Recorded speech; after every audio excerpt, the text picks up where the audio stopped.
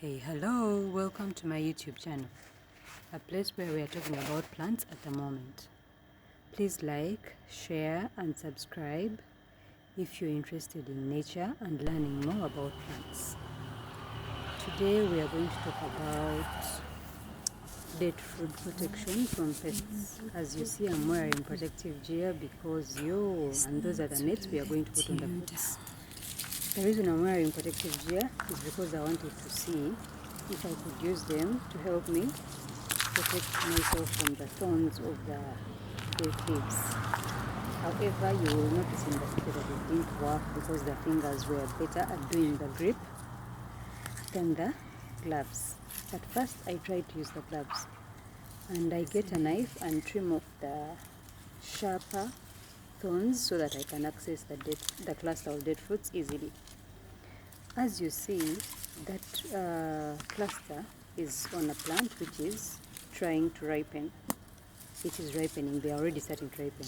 However, I covered all the dead fruits that already had fruits on, whether ripe or not. Why? Because I could not come back to the process again. I had to go through the pain once and for all. That's the process we go through to get you very healthy looking dates soft. I had to cover them in nets once and for all. So you have to cut the thorns down, like you saw me doing with a knife, down the leaf of the date. Then you find a way of making the cluster stalk reach you so that you can take the net all the way in order for the fruits to be inside the net. Now these ones are a younger cluster, but it's so inside that you have to still cut the thorns in order for you to access the cluster of the dead fruits. So the thorns are very, very sharp, and really they can go deep if you're not paying attention. You have to be really, really, really careful as you try to put nets on these fruits.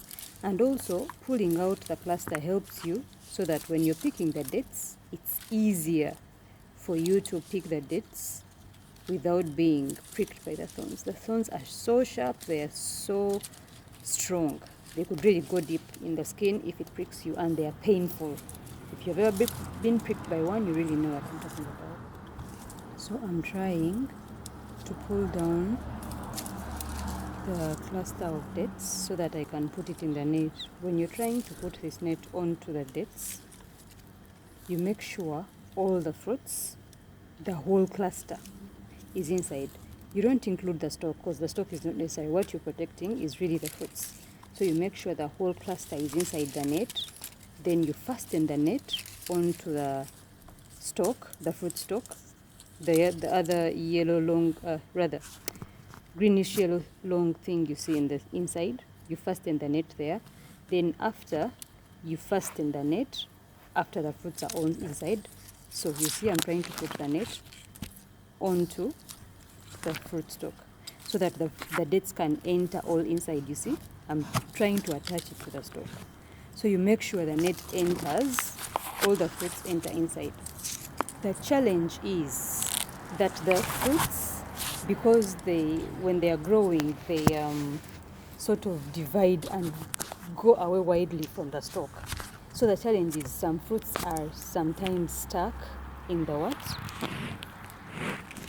Stuck in the leaves. So you need to first collect all those ones there. You notice I'm fastening it onto the stalk first, the net. After fastening it on the stalk, you see there, you fasten and make sure it's tight so that it doesn't jump out, because sometimes you also have very strong sandstorms and winds that can blow so they could take away the net. What you do is, after fastening the net that side, and also you have collected all the dates and made sure that they are inside the net, you also fasten the net when the fruits are inside. You notice what's there. This one I'm showing you, I think I had finished the process, so I showed you at the stalk there. You notice it's fastened at the stalk. That's the tree I did when I still had the gloves on. And then you notice after the fruits are inside, also it's tied.